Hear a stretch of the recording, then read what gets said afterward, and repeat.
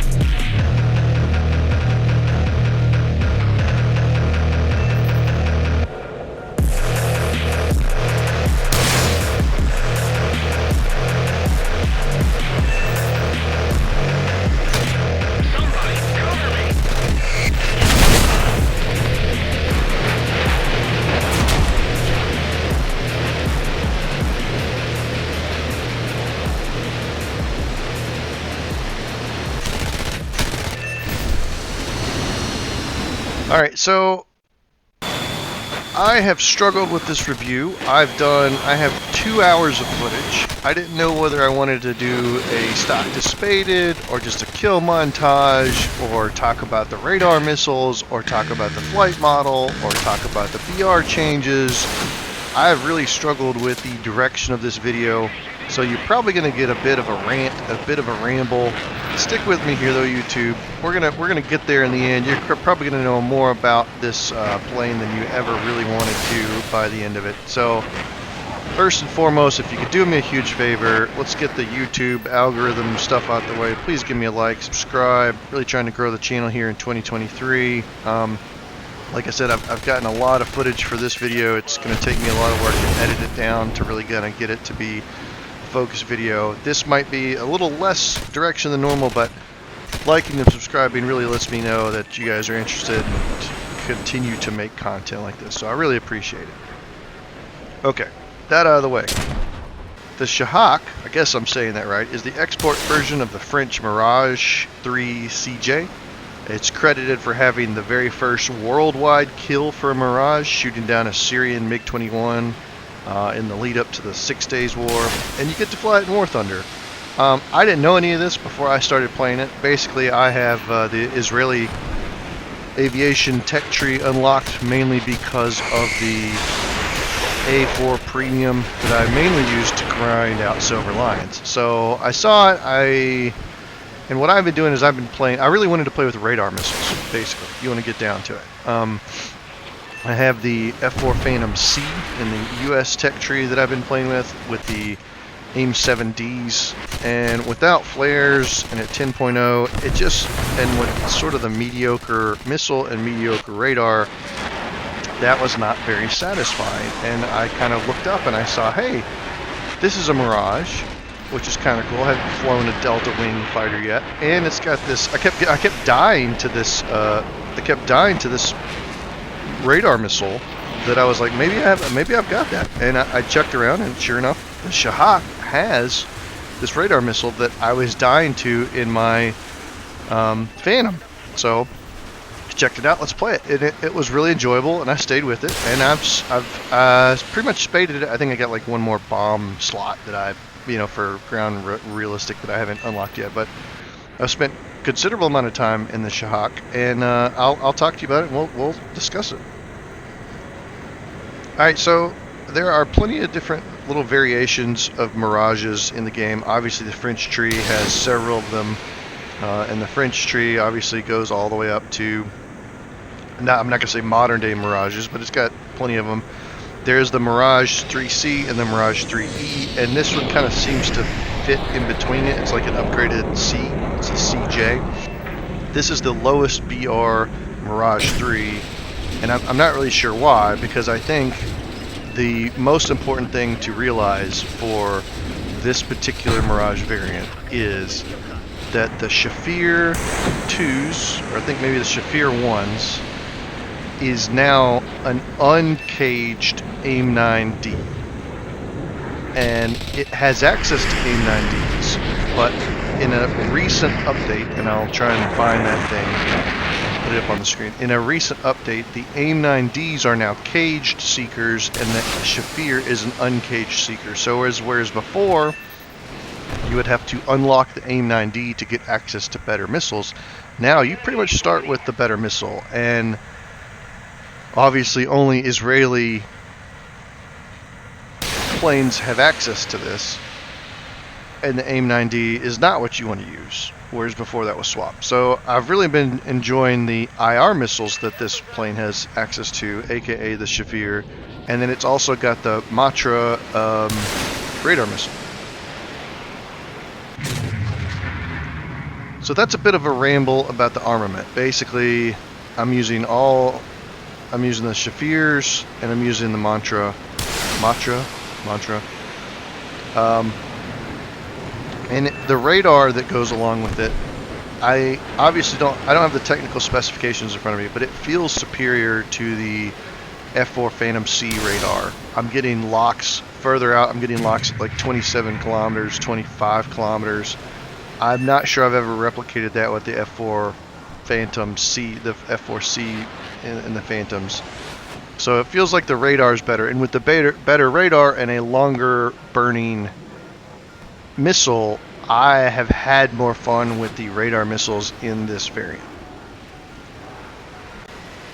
So what it all comes down to is I wanted to play with radar missiles. The F-4 Phantom at the lowest BR I possibly could. I wanted to play with radar missiles at the lowest BR I could, and the F-4 Phantom C was just not getting it done. I didn't feel like I could get away from the missiles, or I was dying to this radar missile. And I think that's just because the radar wasn't quite good enough, and the missile wasn't quite good enough to consistently get kills. You know, it's one thing to go up there, fire off your missile, get a kill, and then die. It's a whole nother to get up there, fire your missile, have your missile miss, and then die. That's a lot more frustrating. So, at least with the Shahak, I was usually able to get a kill or two before dying. And that's a much better play experience if you're going to be flying a jet at BR 10.0. Like BR 10.0, you really want flares. If you don't have flares, you know you're at a disadvantage. You really need speed. The MiG-21 and the R3Rs is another option, but those missiles are, again, sort of mediocre. You get access to more of them. The MiG-21 has better performance, I feel, and I have played with the SPSK and as well as I think the MF MiG-21. Those are fun, but they felt almost like the F-4C. Regardless, I'm kind of a hipster. I like playing slightly off-meta planes, trying to make something that's not supposed to work or that's not very popular, make it work. And so Shahak is right up my alley. So when doing these reviews, I like to go to the Wikipedia, the War Thunder Wikipedia pros and cons, and just see how many of those are still relevant and see if they're any good, right? See if they're still up to date. And so let's go over them. So for the Shahak, the pros are great air-to-air missiles. I would agree with that. I think the Shafrir uncaged seeker is basically an AIM-9D with an uncaged seeker. Fantastic missile. Kind of a bit of a more slow burning, longer burning missile. Shafir's is a bit more of a low burning, you know, catch them a little bit more by surprise, strategic missile, I feel like, and it's a lot of fun actually. The missiles have good maneuverability. Now it's listed here as the magic missiles have good maneuverability. I think we're talking about the Shafrir. It's not like an AIM-9L, but it's pretty good. And then one of the other pros listed here from the Wikipedia, long-range Matra R530E, which is the IR missile variant of it. It says long-range Matra allows you to catch pilots by surprise.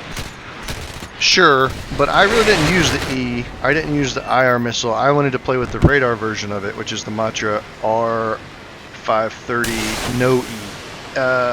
Also, you'll surprise people just by having a radar missile at this BR. So that is a lot of fun, and that was the primary reason why I was playing the Shahak.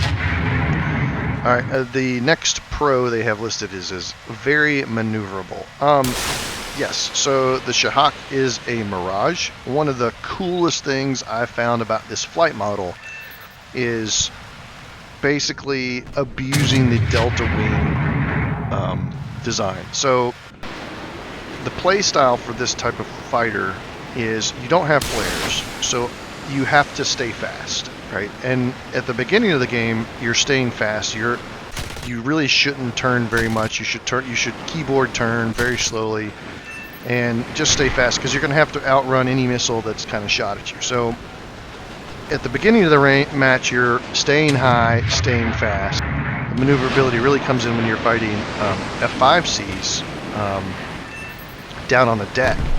At some point, you'll go down there to use your Shafirs, and what I found is to kind of hold on to them. So let me just run through a typical thing. I climb at the start of the match, go to 6,000 to 8,000 meters high, fire off your radar missiles, joust up there, continue to fly straight, more or less, and then dive down on targets of opportunity on the deck.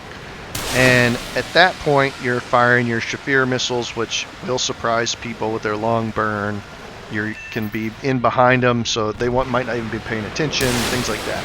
And then you should still be maintaining your speed, and usually at that point you attract the attention of some sort of other jet, some dogfighter jet that's still around. This is when the maneuverability comes in, because if you pull a turn, a high angle of attack turn, you can essentially stop in midair. And I have forced so many overshoots by so many different planes. It's really great. And if you can surprise people with that, it is a fantastic opportunity to get guns on, right? There's obviously kind of like two ways to attack in the Shahak. One is just to boom and zoom them, stay fast, make a gun pass, pull up, pull away, don't let them fire back at you because you're too fast. The other is if they're pursuing you, to force an overshoot by turning. And your engine is strong enough to kind of get you back up to speed to get on their tail. Because if you're dogfighting, you can absolutely force an overshoot. Then they're slow, you're slow. And if you're behind them, you're fast enough to get to always stay on them. It's very hard for them to outrun you if they have done any amount of dogfighting themselves. If they've accidentally, or if they have tried to slow down with you and they still overshoot you, you're fast enough to maintain on their 6, if that makes sense, right? And your guns are very good. You have 30 millimeter guns that hit like a truck. I think, the real shatter thing has screwed up a lot of different guns, but the guns are actually pretty good in this. I've really see some great explosions when I fire at stuff here. So yeah, it's really easy to force an overshoot. Once you force an overshoot, the engine's powerful enough to stay on their 6. And if you fly it properly, you can escape from most missiles. So very maneuverable. I would agree with that pro in the column for the Wikipedia. So back on track here. So the next one is vast array of suspended armament. Not really, not for the Shahak. I don't know what that's referring to. I mean, you get IR missiles and you get a radar missile. So you get 2 IR missiles and 1 radar missile, or you can go with 3 IR missiles and take the IR version of the Matra. So I don't really agree with that. There's no ground armament really. It's purely more or less the fighter variant. So I disagree with that one. So now moving on to the cons, right? Bleeds energy quickly at high angles of attack. I've covered that in the pros, and I actually put it in the pros. I think, it's not ideal, but if you know about it, it's not necessarily a pro or a con. It's just how the plane handles, and you should be using it to your advantage. As long as you're aware of it and you're not surprised by the fact that all of your speed went away in the first turn, I think you can make it work. It will get you killed occasionally, I guess, but that's just because your particular dogfight strategy did not work against whatever enemy, or usually enemies is when it becomes more of a problem. If you're fighting one-on-one, it's okay to force an overshoot. If you're fighting 3-on-1, you're probably dead anyways, but you really, if you bleed all your energy, now you're having to force 3 people to overshoot, which is a lot less likely. So I guess that's the only reason why it would be in a con. And then it says below average acceleration. Maybe. I mean, I've not measured it from 0 to 600 or whatever. I do agree that it's maybe not the best acceleration, but as mentioned, I do think that the acceleration at low speed is enough to keep you on whatever target you're pursuing 6.